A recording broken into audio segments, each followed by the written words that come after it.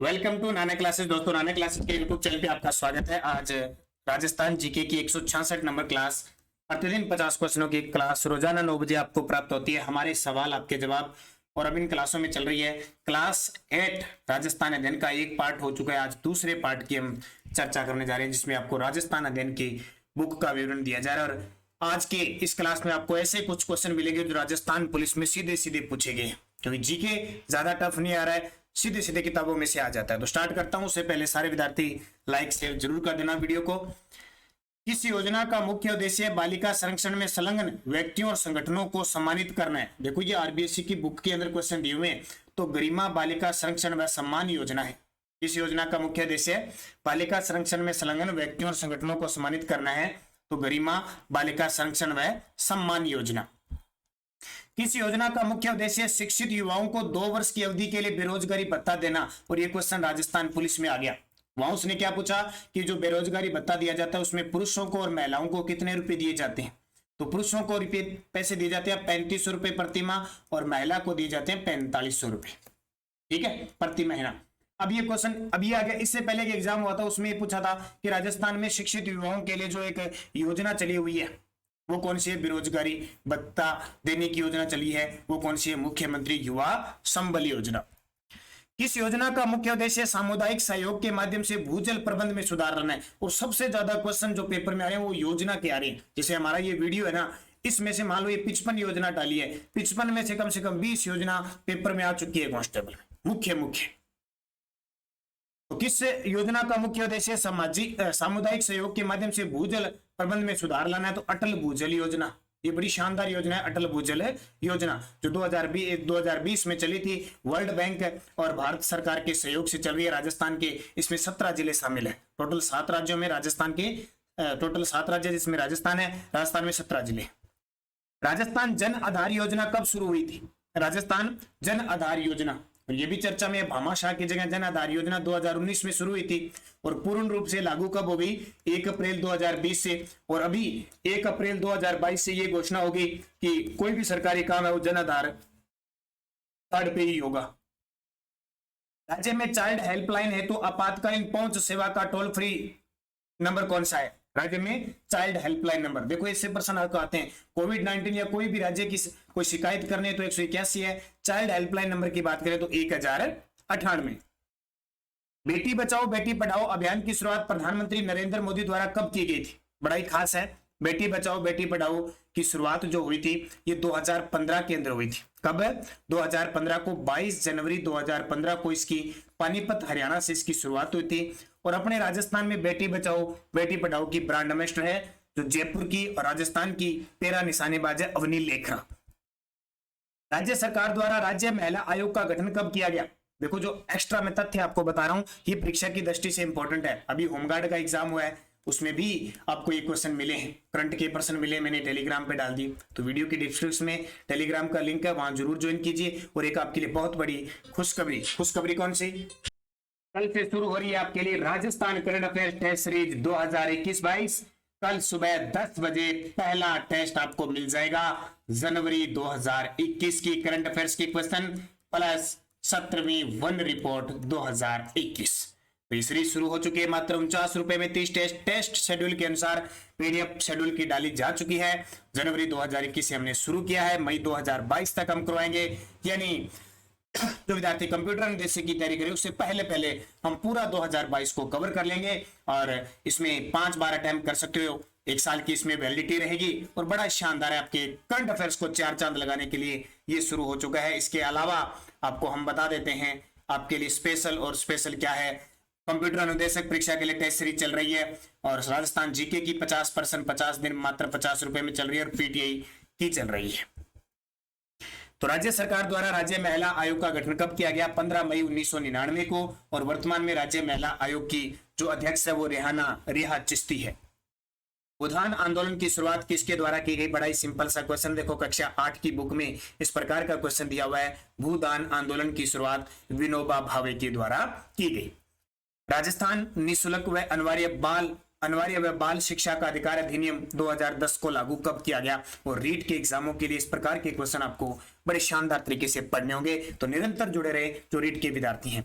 1 अप्रैल 2011 से पूरे भारत में 1 अप्रैल 2010 में लागू हुआ, लेकिन अपने राजस्थान के अंदर 1 अप्रैल 2011 से हुआ।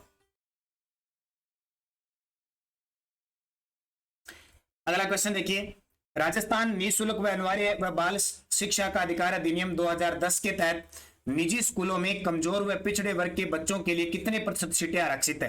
तो ये तो आपको पता ही है कि 25% सीटें आरक्षित है। पहले इसमें आय का जो सिस्टम था वो 1 लाख था, अब इसको बढ़ाकर कितना कर दिया? 2.5 लाख रुपए। राजस्थान निःशुल्क व अनिवार्य व बाल अधिकार शिक्षा का अधिकार अधिनियम 2010 के तहत 6 से 14 आयु वर्ग के बच्चों को निःशुल्क व अनिवार्य प्रारंभिक शिक्षा का प्रावधान किया गया। वह है प्रारंभिक शिक्षा का मतलब क्या होता है? जब आप रीट के विद्यार्थी या सेकंड ग्रेड के जब भी आप एक पढ़ते हैं एनसीएफ 2005 या आरटीई 2019 पढ़ते हैं तो उसके अंदर ये प्रक्रिया होती है। प्रारंभिक शिक्षा का मतलब होता है कक्षा 1 से 8 तक की वो बात कर रहा है। इसमें बहुत सारी बातें होती है। 6 से 14 वर्ष के बच्चों को इसमें निःशुल्क होता है, क्योंकि 7वीं क्लास से पहली क्लास शुरू होती है, जैसे 8वीं से दूसरी हो गई, 9 वर्ष का होता है तो तीसरी हो गई, 10 वर्ष होता है तो चौथी हो गई, 11 वर्ष का 5वीं, 12 वर्ष का 6ठी, 13 वर्ष का 7वीं और 14वीं वर्ष का होता है वो 8वीं क्लास में होता है। इसलिए 6 से 14 वर्ष की आयु बच्चों को निःशुल्क व अनिवार्य शिक्षा का प्रावधान जो राजस्थान में 1 अप्रैल 2011 से शुरू हुआ। ईवीएम का पूरा नाम क्या है? और ईवीएम यानी इलेक्ट्रॉनिक वोटिंग मशीन, और राजस्थान में 2014 से ईवीएम का ऐसे विधानसभा चुनाव हुए थे। इलेक्ट्रॉनिक वोटिंग मशीन जिसमें नोटा का बटन भी अब आ गया, आपको पता है, 14वीं विधानसभा में, ठीक है। इस वर्ष में राजस्थान सूचना का अधिकार कानून बनाने वाला राज्य का पहला राज्य बना है। और कोई भी पेपर देख लो, कांस्टेबल के पेपर में भी आया था कि राजस्थान राज्य सूचना आयोग का गठन कब हुआ। राजस्थान राज्य सूचना आयोग का गठन कब हुआ? तो सूचना का अधिकार कानून बनाने वाला राजस्थान पहला राज्य था। सन 2000 में कानून बनाया था, लेकिन ये सूचना आयोग का गठन हुआ था 2005 में, जो लागू कब हुआ? 2006 के अंदर। ये क्वेश्चन इस आरबीएसई की बुक कक्षा 8 में दिया हुआ है। नवंबर 1989 को संयुक्त राष्ट्र संघ की आम सभा द्वारा बाल अधिकार समझौते को पारित किया गया, जिसमें बच्चों के कौन से अधिकार 4 मूल सिद्धांतों पर आधारित है? तो बच्चों के 4 मूल सिद्धांत है। जीने का अधिकार है, सुरक्षा का अधिकार है, विकास का अधिकार है और एक शिक्षा प्राप्त यानी पढ़ने का अधिकार है। ये सभी। भारत सरकार ने नागरिक अधिकार संरक्षण अधिनियम कब लागू किया गया? और ये काफी विवादों में रहा था। नागरिक अधिकार संरक्षण अधिनियम 1955 को लागू हुआ और अब नया संशोधन करके ये 2019 में लागू हुआ। राजस्थान सरकार ने भी केंद्र सरकार द्वारा अनुसूचित जाति जनजाति अत्याचार विरोधक कानून को कब लागू किया गया? राजस्थान सरकार ने भी केंद्र सरकार के द्वारा जो अनुसूचित जाति जनजाति अत्याचार विरोधक कानून है उसको कब लागू किया गया? जो केंद्र सरकार ने लागू किया तो उसने राजस्थान सरकार ने कब लागू किया? तो इसका सही जवाब हो जाएगा 1989। महिला घरेलू हिंसा निरोधक अधिनियम कब पारित किया गया? तो ये तो आप सभी को पता होगा, जिसने राजस्थान पुलिस का पेपर दिया था। ये पारित हुआ था 2005 में और लागू कब हुआ? 2006 में। निष्पक्ष व नीतिपरक मतदान निम्न में से कौन सा है? निष्पक्ष व नीतिपरक मतदान होता है वो होता है सूचित मतदान। कौन सा? सूचित। नगर पालिका के अध्यक्ष को क्या कहते हैं? अभी कक्षा 8 की बुक में है। नगर पालिका का जो अध्यक्ष होता है उसको क्या कहते हैं? तो 3 प्रकार के होते हैं, नगर पालिका, नगर परिषद और नगर निगम। जैसे नगर निगम कितने हमारे 10 है, नगर परिषद कितने 34 और नगर पालिका कभी घटा दी जाती है कभी बढ़ा दी जाती है, इसका कोई सही विवरण नहीं है। तो नगर पालिका के अध्यक्ष को नगर पालिका अध्यक्ष कहते हैं, ठीक है। नगर निगम का जो अध्यक्ष होगा उसको महापौर या मेयर कहते हैं और नगर परिषद का होगा उसको सभापति और उपसभापति कहते हैं। और जो नगर पालिका का अध्यक्ष होता है उसको अध्यक्ष ही कह सकते हैं और उपाध्यक्ष होता है। आमतौर पर ग्राम सभा की बैठकें किस दिन नहीं होती है? आमतौर पर ग्राम सभा की बैठकें किस दिन नहीं होती है?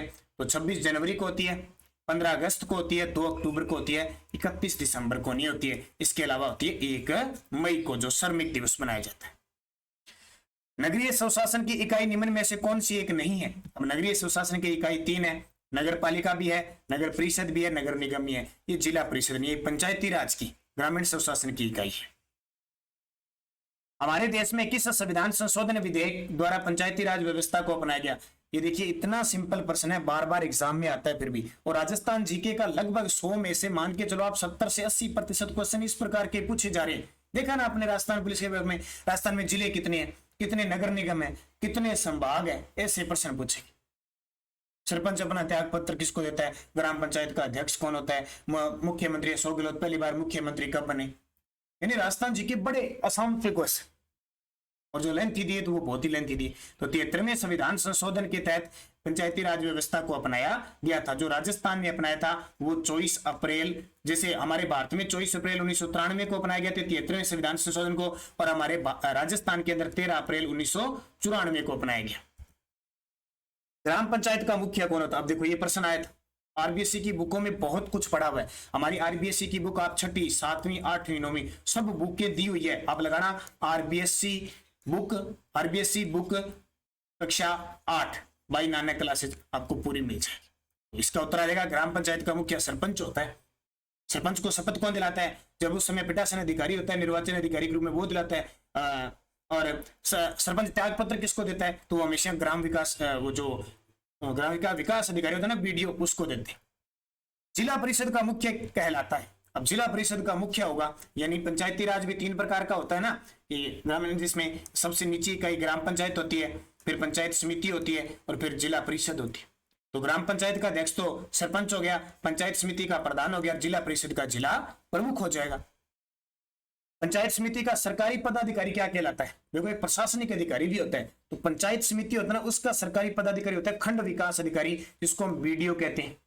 और जो जिला परिषद होती है, जिला परिषद का जो सरकारी अधिकारी होता है उसको सीओ कहते हैं, मुख्य कार्यकारी अधिकारी। और जो ग्राम पंचायत का जो सरकारी अधिकारी होता है उसको कहते हैं हम वीडीओ, वही यानी ग्राम सेक्रेटरी कह देते हैं।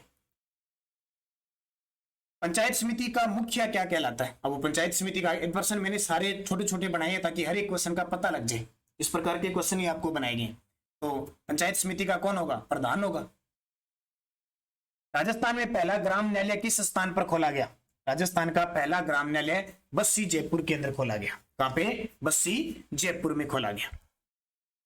ग्रामीण प्रशासन का छोटे से बड़े का क्रम बताइए। ग्रामीण प्रशासन है उसका छोटे से बड़ा, तो सबसे छोटी होती है ग्राम पंचायत, उसके बाद में होती है पंचायत समिति और जिला परिषद।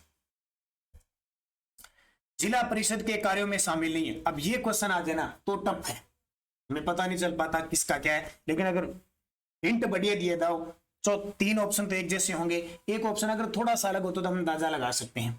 जैसे मान लो जिला परिषद के कार्य में पंचायतों की बैठकों और ग्राम सभाओं का पर्यवेक्षण करना, ये तो जचता है बिल्कुल। पंचायत समिति और पंचायत की निधियों का अंतरण करना, ये भी जचता है क्योंकि इनके अंडर में काम करती है। ग्रामीण क्षेत्र में जनता की शिकायतें दूर करना, ये भी कर सकते हैं क्योंकि पंचायती राज है।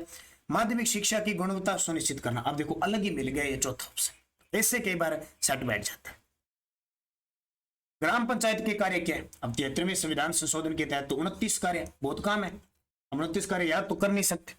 स्वच्छता और पेयजल की व्यवस्था करते हैं, बिल्कुल आपने देखा होगा राजस्थान में ये कंडीशन आई हुई है, बहुत सारी जो योजनाएं होती है ग्राम स्तर पर लागू है। गांव में प्रकाश मार्ग पर प्रकाश व्यवस्था करते हैं, आपने देखा ना लाइटें वगैरह कई जगह लगाई थी पिछले साल, लेकिन लोग उखाड़ के ले जाते हैं, बैटरी बोटरी वगैरह सब उखाड़ के लेते हैं। सरकार करती तो बहुत काम है, देखा वो आपके गाँव में भी जगह जगह मेन नुकड़ों पर एक बैटरी सोलर ऊर्जा वाली और लाइटें लगाई थी, और अब शायद ही आपको मिली होगी। तो इंसान हमें क्या होता है, आम नागरिक जो होता है वही सोचता है सरकारी काम है, सरकारी माल है, उठा लो, लेकिन जब तक हम सरकार का सहयोग नहीं करेंगे कोई भी काम सिरे नहीं चढ़ता है, और ये वास्तविकता ही है। ये सबसे बड़ी लाइटें हैं, हमने देखा एलईडी लाइटें लगाई थी सरकार ने, और 2 साल पहले एक क्वेश्चन भी आया था कि सरकार ने कुल कितनी लाइटें लगाई, हम तो बस गिनते रह गए। तो ये जरूरी होता है, आम नागरिक का कर्तव्य बनता है कि सरकार के काम में सहयोग करें।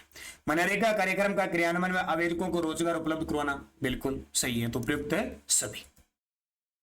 जैसलमेर का जो सोनारगढ़ दुर्ग है वो किससे निर्मित है? सारे जानते हैं जैसलमेर का सोनारगढ़ दुर्ग किससे निर्मित है? पीले बलुआ पत्थरों से है।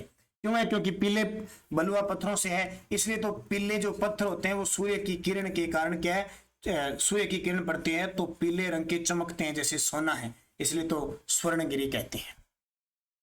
गागरोन का दुर्ग है, इतना फेमस पर्सन है ये गागरोन, खिंची चौहानों के लिए प्रसिद्ध है अचलदास खिंची।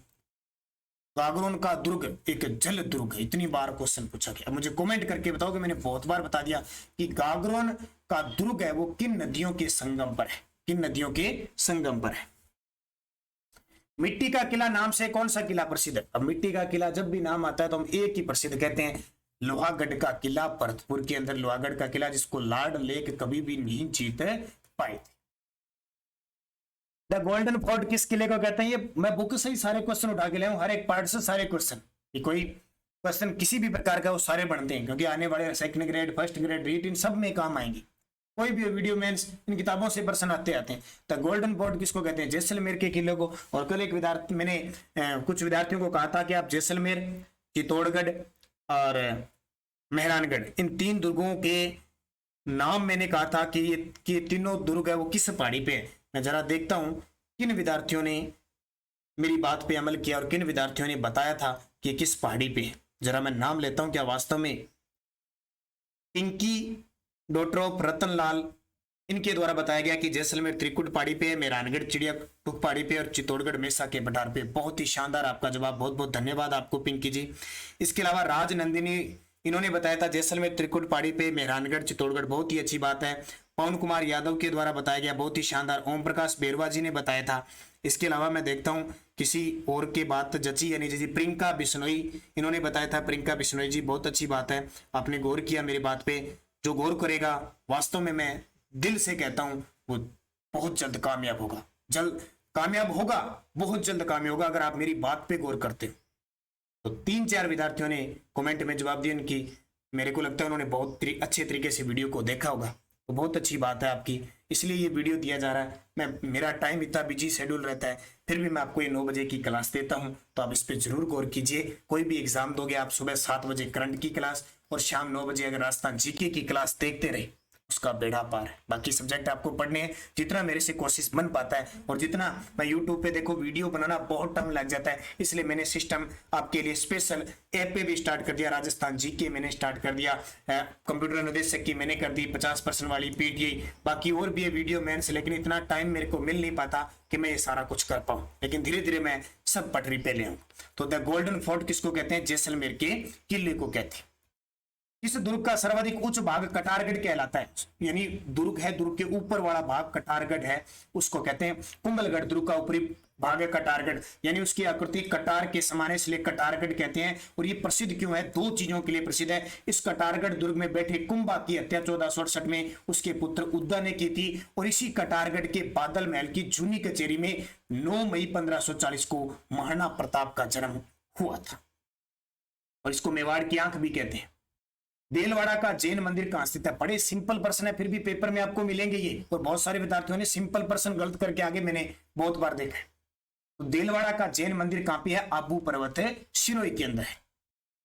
और देलवाड़ा पाली के अंदर है, सॉरी सोजत पाली के अंदर है देलवाड़ा, वो सही है। देलवाड़ा का आबू पर्वत है, सिरोही के अंदर है। सोजत ये पाली के अंदर तो रणकपुर के मंदिर है। अभी किराड़ू में सोमेश्वर मंदिर है। खाटू श्याम जी का मंदिर कहां स्थित है? और बहुत सारे विद्यार्थी जिनका सीकर जयपुर पेपर आया था, खाटू श्याम जी के दर्शन करने गए होंगे, तो खाटू श्याम जी का मंदिर खाटू सीकर के अंदर ही है। रणकपुर का जैन मंदिर कहां स्थित है? हाँ, ये ध्यान रखना, 1444 खंभों का समूह है यहाँ पे, ये पाली के अंदर है। रणकपुर के जैन मंदिर बड़े प्रसिद्ध है, मथाई नदी के किनारे स्थित है। तो जो बुक के अंदर है जन मुख्य प्रश्न, वही बता रहा हूं। श्री एकलिंग जी का मंदिर कहां स्थित है? श्री एकलिंग जी का मंदिर कहां स्थित है? तो एकलिंग नाथ जी का मंदिर उदयपुर के अंदर है, और नागदा उदयपुर के अंदर है। इस एकलिंग जी नाथ जी के मंदिर का निर्माण बप्पा रावल, जिसको कालभोज कहते हैं, उन्होंने निर्माण करवाया था, और ये उदयपुर के राजवंशों के कुल देवता है। ऋषभदेव जी का जैन मंदिर कहां स्थित है? ऋषभदेव जी, जिन्हें आदिनाथ कहते हैं, आदिनाथ भी कहते हैं, ये जैन धर्म के प्रथम तीर्थंकर थे। तो ऋषभदेव जी का जो मंदिर है वो उदयपुर के अंदर स्थित है। भारतीय मूर्तिकला का शब्दकोश किसे कहा जाता है? थोड़ा स्पीड से ले रहा हूं मैं, ज्यादा लंबी क्लास नहीं ले रहा हूं, 15 से 20 मिनट की क्लास को ही खत्म कर रहा हूं।